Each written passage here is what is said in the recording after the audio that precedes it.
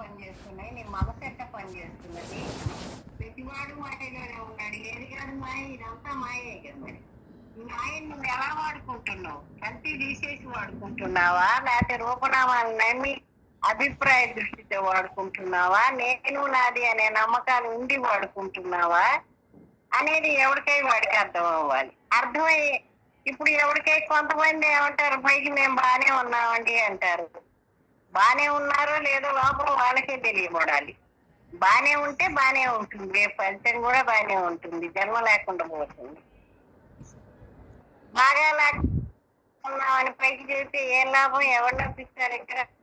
అది కూడా పనికిరాదు. ఇదేం సరిపోదు. ఇక్కడ లోపల ప్రతి క్షణం నీ మనసు ఎలా పనిచేస్తున్నది అనేది నువ్వు చెక్ చేసుకోవాలంటే. దీన్ని నమ్ముతున్నదా, నమ్మకుండా వేరుగా ఉందా? మొన్న పాఠంలో చెప్తున్నావు, వెన్నపూస తయారయ్యాక దేంట్లో కలవదు అది. ఇక అలా మనసు ఉన్నదా, లేకపోతే పని చేస్తున్నదా? నువ్వు బ్రహ్మగా ఉంటే ఇంకేం లేదు, అక్కడ కదలిక లేదు వాడికి. నువ్వు జీవుడిగా ఉంటేనే అన్ని కావాలి వీడికి. యావని జాబు పైకి చెబుతాడు కానీ నేను బ్రహ్మనని. దీని మీద నమ్మకం పోకే మాట్లాడుకుంటాడు వాడు అన్నిట్లో దూడి. మరి అది వాడికై వాడు టెస్ట్ చేసుకోవాలంటే అది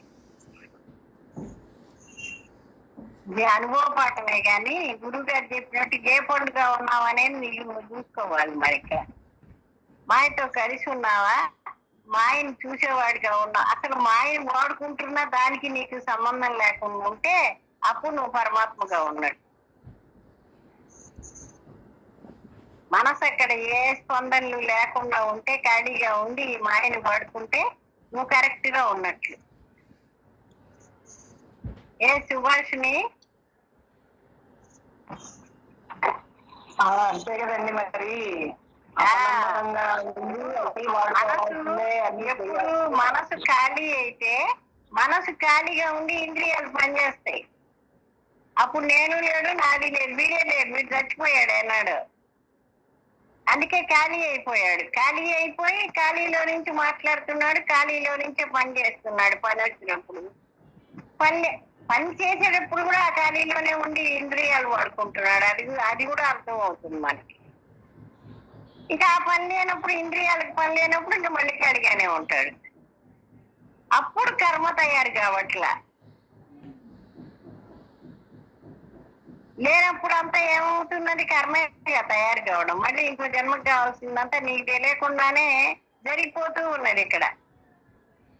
ఎందుకంటే మనసు శుద్ధి కాలేదుగా. వాడు పైకి నా పెరిమలతో నేను బ్రహ్మని అంటున్నాడు కానీ శబ్ద బ్రహ్మమే కానీ మానసిక బ్రహ్మ కాలవాడు. బ్రహ్మం అయితే వాడి పరిస్థితి వేరు. వాడి అసలు వాడి చూపు, మాట అన్ని వేరుగానే ఉంటాయి. వాడి నడక అందరూ అలా తయారు కావాలి. మాటతో బ్రహ్మాన్ని అంటే కుదరదు. అనుభవంగా బ్రహ్మంగా ఉంటే వాడు ఎప్పుడు స్ఫురణ రాహిత్య స్థితిలో ఉంటాడు. అసలు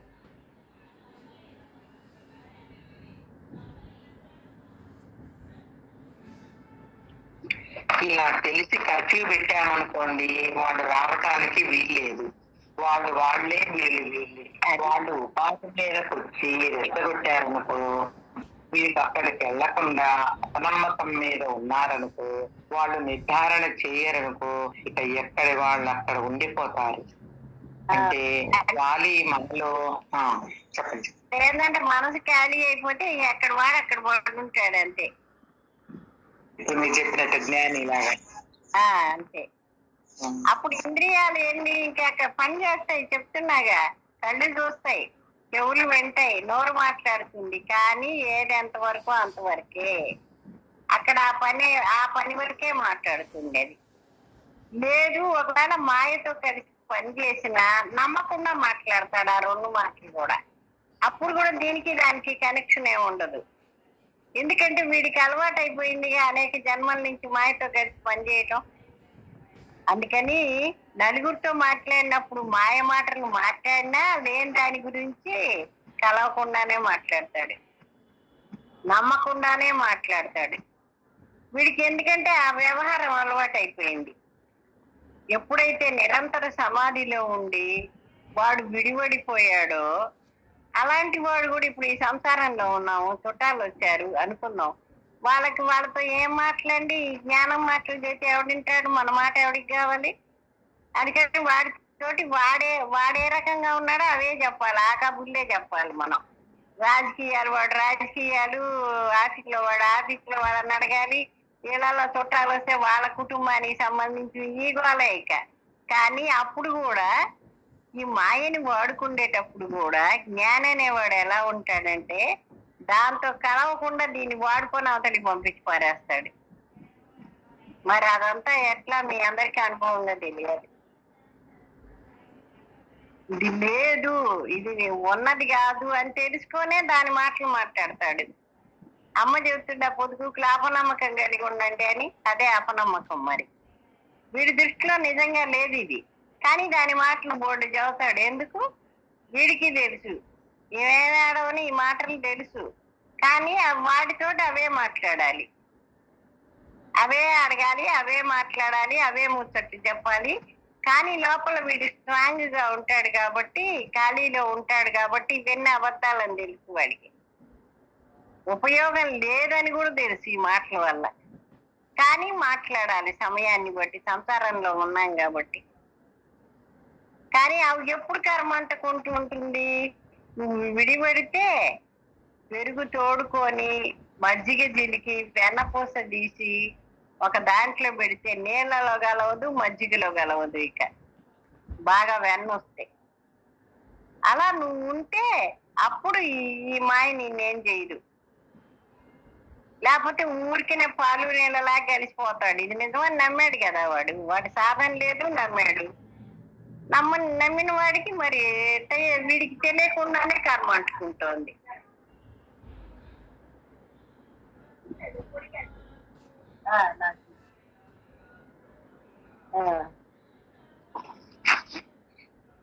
అంటే ఆ గాలి మనలో అపాన గాలి ద్వారా ముక్కు నుంచి, దగ్గు ద్వారా, తుమ్ము ద్వారా ఎక్కడికక్కడ పోతుంది.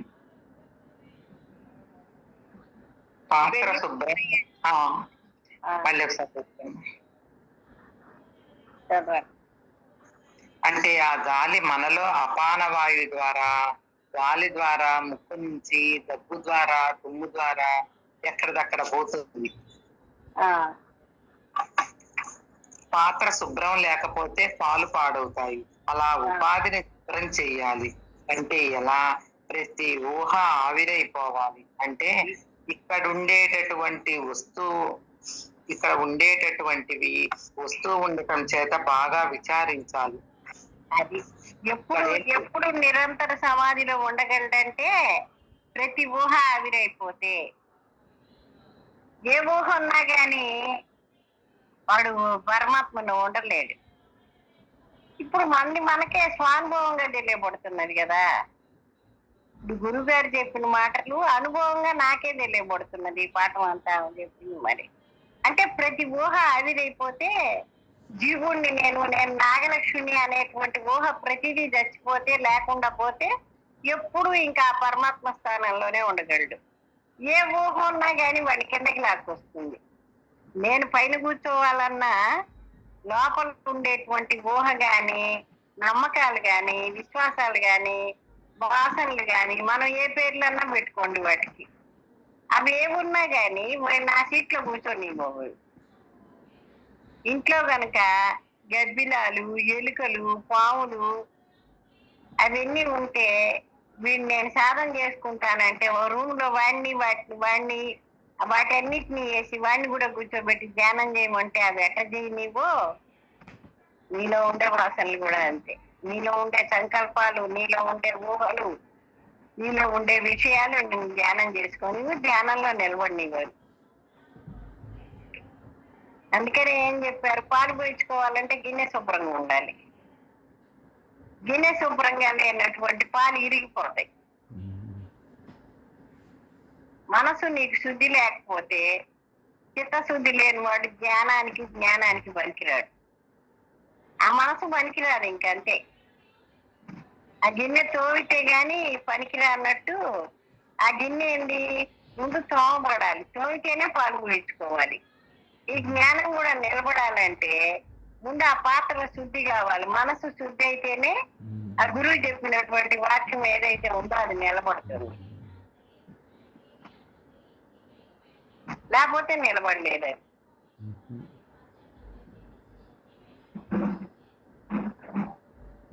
ప్రతి ఊహ ఆవిరైపోవాలి అంటే ఇక్కడ ఉండేటటువంటి వస్తువు ఉండటం చేత బాగా విచారించాలి. ఇక్కడ ఏం లేదంటావా, శాస్త్రం చెప్పినట్టు హాయిగా ఉంటుంది లేదంటావా, రోజు రోజుకి విచారించు లేకుండా పోతుంది.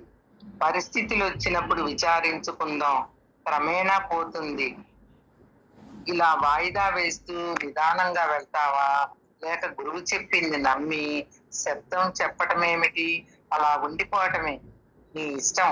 రేపుకు రూపు లేదు కాబట్టి అజ్ఞానం అనే నిర్ధారణ లేదు. సంశయ విపరీత భావన, అసంశయ భావన మూడింటితో బందీకృతుడు అవుతావు. పురుష ప్రయత్నం ఉంది. ఎప్పుడైతే గురువు చెప్పినట్టు నువ్వు వెనకపోతావో అప్పుడు సంశయ భావన, విపరీత భావన, అసంభావన, ఈ మూడుతోటి కూడా వాడు బందీకృతుడైపోయాడు. తాళ్ళు గనక గడితే వాడిని ఎట్లా బంధించడం అవుతుందో వాడి మనసు బంధించడం అవుతుంది. ఇప్పుడో విచారణ చేద్దాంలే అనుకోకుండా ఇప్పుడే నేను విచారణ చేసి ఖాళీగా ఉన్నాను అనుకోండి, రేపుకి రూపు లేదు, రేపు ఉంటాను. అసలు ఈ పూటే మధ్యాహ్నం గడుస్తుందని ఏంది నమ్మకం? ఉన్నటువంటి గుండె అయిపోవచ్చు, ఏదన్నా పోవచ్చు కదా. మధ్యాహ్నం దాకా ఉంటానని ఏంటి నమ్మకం? ఎవరు చెప్తాడు నమ్మకం ఏంటి? అందుకని రేపుకి రూపు లేదు కాబట్టి ఈ క్షణానే నీ మనసులో ఏ విషయం ఉందో విచారం చేసి బయటికి తరిమేసి ఎప్పుడు ఖాళీగా పెట్టుకో. ఆ నిరాకారంలో ఆ పరమాత్మలో ఏం లేదు, అంతా ఖాళీనే ఉంది. ఆ ఖాళీలో నిరంతరం ఖాళీగా ఉండాలి. కాసేపు ఉండి కాసేపు లేకపోవడం కాదు. అసలు ఉన్న వస్తువే ఒకటే ఉంది. అదేంటి అంటే సత్య వస్తువు ఏంటంటే భగవంతుడే. ఆ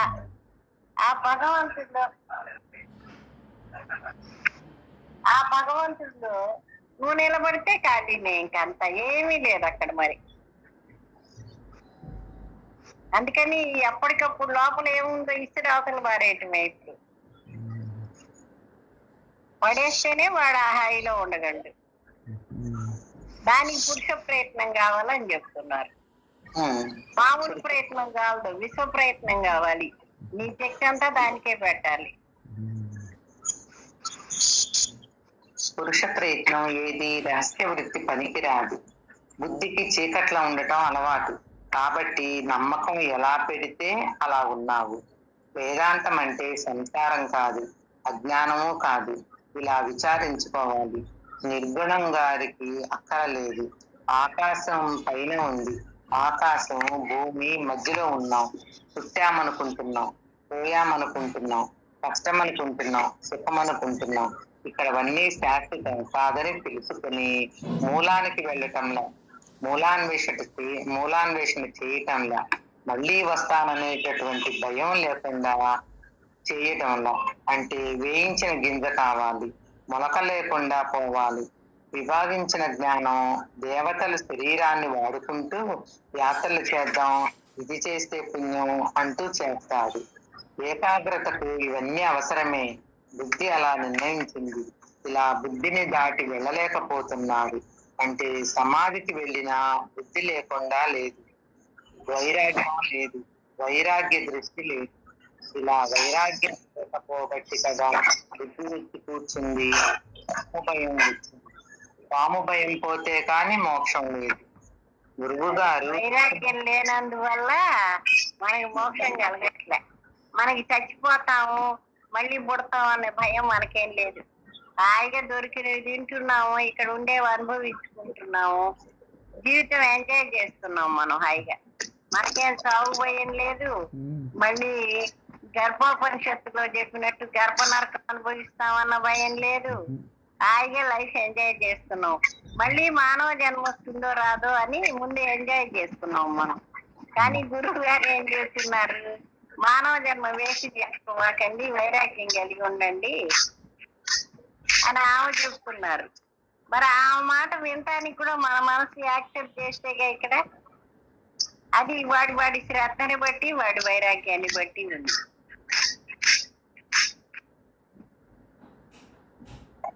పురుష ప్రయత్నం ఎట్లా ఉండాలి, ప్రతి క్షణం ఉండాలి. మరి వాడి మీద వాడు నిఘా పెట్టుకొని ఉండాలి.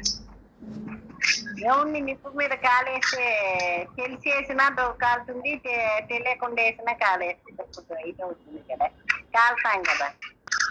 కాలం చాలా విలువైంది. మరి ఈ మార్గంలో మరి మనం ఎంతవరకు సద్వినియోగం చేసుకుంటున్నాం? వాడి మనసుని వాడిని వాడు ఇది చేసుకోవాలి కానీ, ఈ దారి మళ్ళించుకోవాలి కానీ, గురువులు చెప్పినటువంటి దారి అది వాడి శ్రద్ధను బట్టి, వాడి వైరాగ్యాన్ని బట్టి, వాడి ఆసక్తిని బట్టి ఉంది. మరి గురువు గారు వచ్చినంతసేపు బాగుంది అంటే మోక్షంలో లేడు, సహజ స్థితిలో లేడు. సహజ స్థితి రావాలంటే ఏం చెబితే సహజ స్థితి అవుతుంది చెప్పండి. సహజ స్థితిలో ఉండాలంటే ఏంది? నిరంతర సమాధిలో ఉండాలి. మరి అది వీరికి ఫలానా నేను నాగలక్ష్మి అని ఎట్లా సహజ స్థితిలో ఉన్నాను సమాధి రాకముందు? ఇప్పుడు నేను బ్రహ్మాండం అనేటువంటిది సహజమైపోవాలి నాకు. మరి అది సహజం అవ్వాలంటే నేను ఎన్ని త్యాగం చేయాలి? ఇప్పుడు నా మనసుని నేను త్యాగం చేస్తే కదా ఇక్కడ ఇవన్నీ కనపడే ఉన్నాయి, అన్ని అనుభవించే ఉన్నాయి, వాడుకుంటే ఉన్నాయి. కానీ ఇవేవి నాకొద్దు. ఒక గురువు